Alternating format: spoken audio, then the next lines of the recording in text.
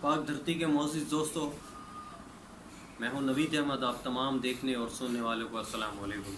ناظرین گرامی، پچھلے کئی دنوں سے یا یہ کہا جائے پچھلے ایک مہینے سے ایک اسٹرائک چل رہی ہے اسٹوڈنٹس کے حوالے سے نا. تو اس پہ شفقت محمود صاحب ہیں یا عمران خان صاحب ہیں یا ہمارے جو تعلیمی ادارے ہیں ان کے جو ہیڈ ہیں وہ بھی مطلب مل ملا کے کوئی بھی ان کی بات سننے کے لیے تیار بھی نہیں ہے.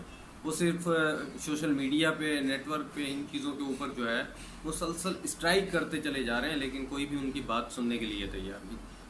اس بحث سے قبل اپنے نئے دوستوں سے بڑے ہی ادب سے درخواست کریں گے کہ سبسکرائب کا بٹن دبا کر ساتھ میں بیل آئیکن کا بٹن دبا دیں.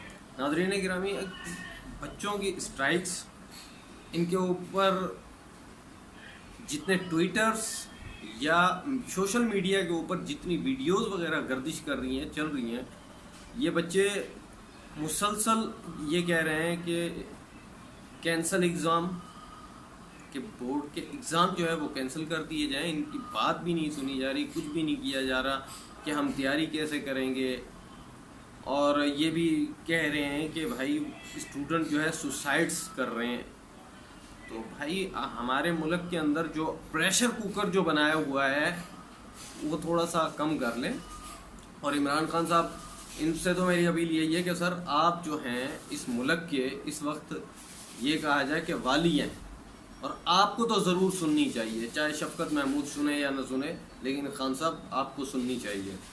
اور دوسری بات یہ ہے کہ اگر ان اسٹوڈنٹس کی بات نہیں سنی جاتی، یہ فیوچر کے آفیسر ہیں، یہ فیوچر کے پولیٹکس لیڈر ہیں، یہ فیوچر کے ہمارے ہمدرد ہیں، یہ فیوچر پلان کے لوگ ہیں. بھائی ان کی بات سننا ہمارا فرض ہے. لیکن ہمارے معاشرے کے اندر نہ تو مطلب کوئی اسٹرائک کر رہا ہے، کوئی مر رہا ہے، کوئی کچھ بھی کر رہا ہے، لیکن کسی کی کوئی بات سننے کے لیے بھی تیار نہیں ہے.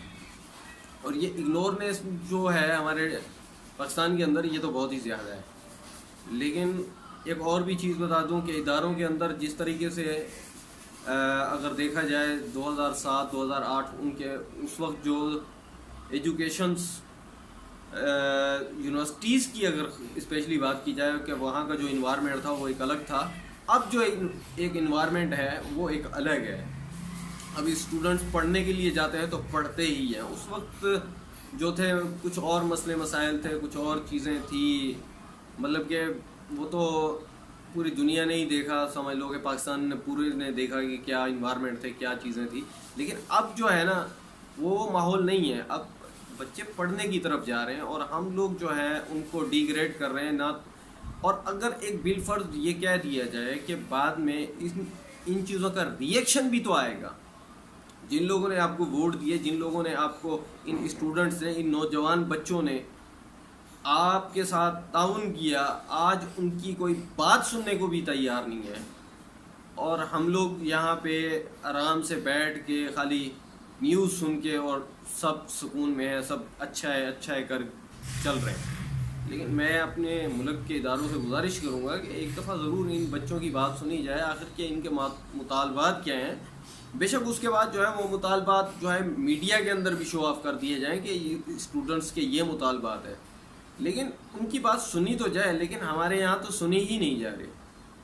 تو برائے مہربانی ان کی یہ اپیل ضرور سنی جائے، اور اس کے اوپر ایک دفعہ ضرور جو ہے نا مطلب کہ چلنا چاہیے کہ آخر یہ چاہتے کیا ہیں.